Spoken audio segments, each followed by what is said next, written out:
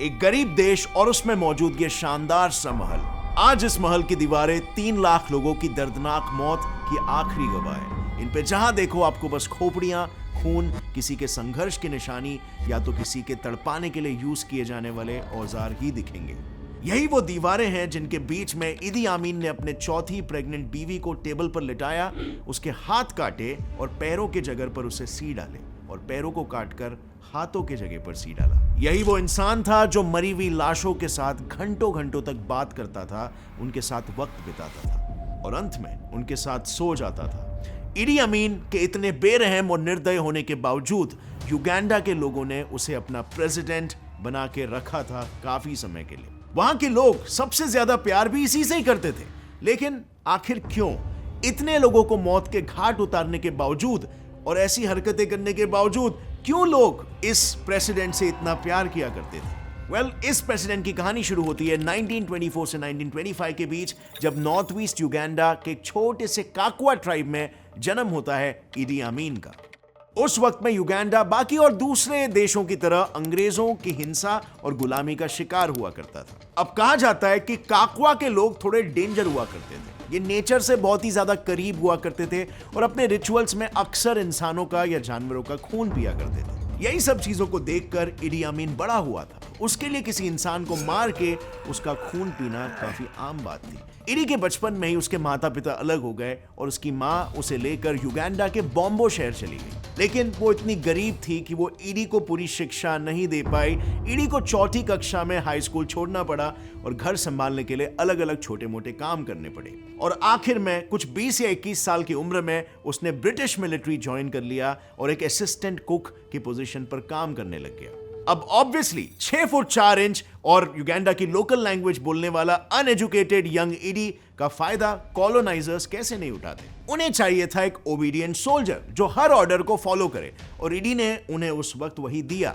उसने ब्रिटिशर्स के अंदर मिलिट्री, बॉक्सिंग, स्विमिंग और रग्बी की ट्रेनिंग ली और फिर ब्रिटिशर्स को अफ्रीका पर अपना दबदबा बनाए रखने के लिए मदद की। अब ब्रिटिशर्स के लिए इडी इतना लॉयल हो गया था कि वो उनके लिए अपने ही लोगों को मारने लग गया था। 1952 से लेकर 1960 तक चले माओ माओ रिवोल्ट में केनिया और सोमालिया के अगेंस्ट ब्रिटिशर्स की तरफ से इडी लड़ रहा था। वो इतना क्रूर था कि इस रिवोल्ट में सामने वाले सोल्जर्स को जिंदा ही दफना देता था या फिर ऐसे ग्रिजली तरीके से मारता था कि सामने वाले लोग डर जाते थे। अपने ही लोगों के खिलाफ ऐसी क्रूरता को देख वो ब्रिटिशर्स के आंखों में आया और वो मशहूर होने लगा। उसका मिलिट्री रैंक बढ़ता गया और 1962 में वो ब्रिटिश आर्मी का सेकंड सबसे हाईएस्ट रैंकिंग ऑफिसर बन गया।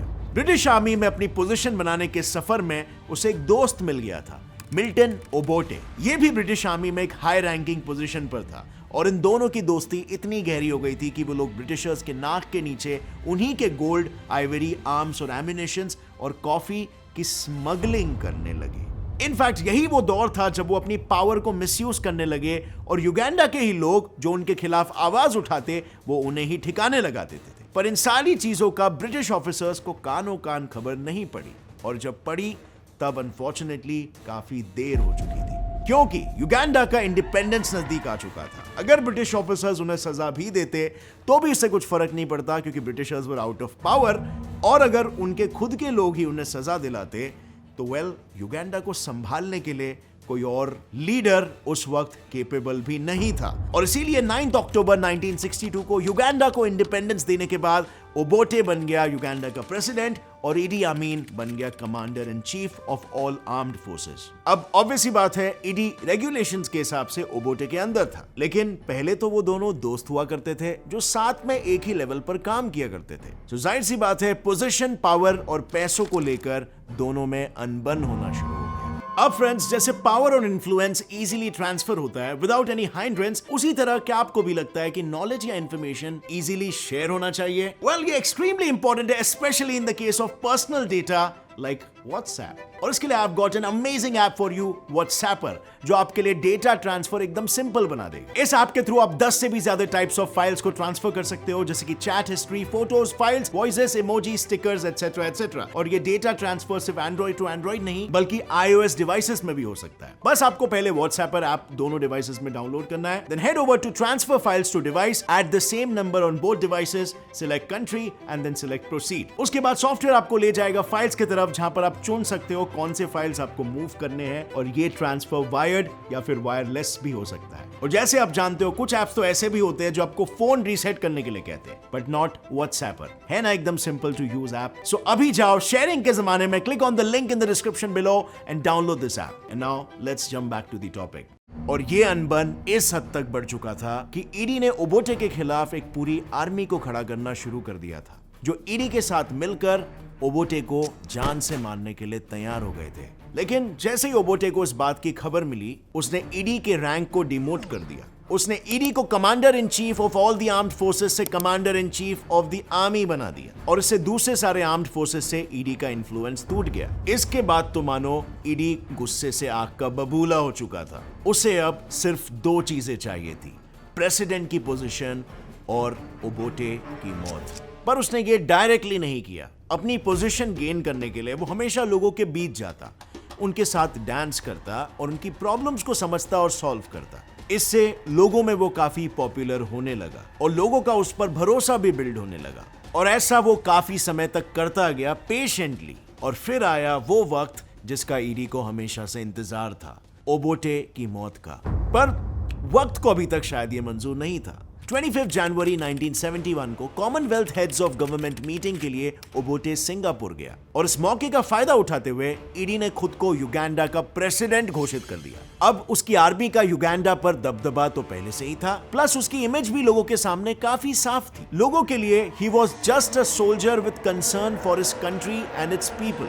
और इसी सेंटिमेंट ने ईडी अमीन को युगांडा का प्रेसिडेंट बनाने में मदद की, और यहां से शुरू हुआ युगांडन हिस्ट्री का एक डार्क चैप्टर। पोजीशन गेन करते ही सबसे पहले ईडी ने ओबोटे को युगांडा में एंटर करने से ही बैन कर दिया, और फिर पूरे युगांडा में ये न्यूज फैला दी कि अगर कोई ओबोटे के साथ मिला हुआ है या जो भी उसे खबर दे रहा है और ये अभी नई सरकार को पता चले, तो उसे उसी वक्त मार दिया जाएगा। और फिर इसके बाद ईडी ने एक पूरे किलर स्क्वाड को खड़ा किया, जिसके बारे में ईडी के अलावा और कोई नहीं जानता था। इनका काम सिर्फ एक था, अगर इन्हें कभी भी ऐसा लगे कि कोई ईडी को मारना चाहता है या वो ओबोटे का सपोर्टर है, तो उसे खत्म कर देना। इसमें माइंड यू इनके पास इतनी पावर थी कि सिर्फ शक के बेसिस पर ही ये लोग पूरे के पूरे ट्राइब को ही मार देते थे। ऐसे दुखद हादसे हुए आचोली और लैंगो ट्राइब्स के साथ, जिन्हें ब्रूटली मर्डर किया गया क्योंकि उन्हें सिर्फ डाउट था कि वो ओबोटे के सपोर्टर्स हैं। और इस सब के बीच में हुई एक सरफिरी सी चीज। 1972 में ईडी अमीन को एक सपना आया। उस सपने में अल्लाह ने उसे यह आदेश दिया कि वो सारे एशियंस को युगांडा से बाहर निकाल दे। अब उसे वाकई में सपना आया था या वो लोगों के सामने सिर्फ एक कहानी बनाने की कोशिश कर रहा था, ये तो ईडी खुद ही जाने। लेकिन सुबह उठते ही उसने वो किया जिसके बारे में किसी ने भी सोचा नहीं होगा। उसने पूरे कंट्री में ये घोषणा कर दी, I had a dream sent last night from God. He has instructed me to throw out all Asians from the country. Uganda must be for Ugandans only. और उस वक्त वहां पर एशियंस में सबसे ज्यादा इंडियन ट्रेडर्स और बिजनेसमैन थे, जो 60% युगांडन इकोनॉमी को चला रहे थे। और इसीलिए ईडी को यह भी लगता था, काइंड ऑफ वो इनसिक्योर हो गया था कि आगे चल के ये लोग उन पे राज करना ना चालू कर दे या फिर सारे युगांडन्स की अपॉर्चुनिटीज को ना छीन ले। और इसीलिए धीरे धीरे वहां की आर्मी ने एशियंस की प्रॉपर्टी सीज करना चालू कर दिया। जो एशियंस युगांडा से बाहर नहीं गए, उन्हें ईडी अमीन के कंसंट्रेशन कैंप्स में डाल दिया जाता था। और कुछ जो जाने के लिए रेडी ही नहीं थे, उन्हें काट काट कर या कभी कभार तो जिंदा ही मगरमच्छों को खिला दिया जाता था। ऐसा कहा जाता है कि ईडी ने 4000 जिंदा अपंग लोगों को मगरमच्छों के झुंड के बीच फेंक दिया था। और धीरे धीरे ये सारी हत्याएं जेनोसाइड का रूप लेने लगी, और फिर एशियंस हो या लोकल युगांडा के ट्राइबल्स, हर किसी को टॉर्चर किया जाने लगा।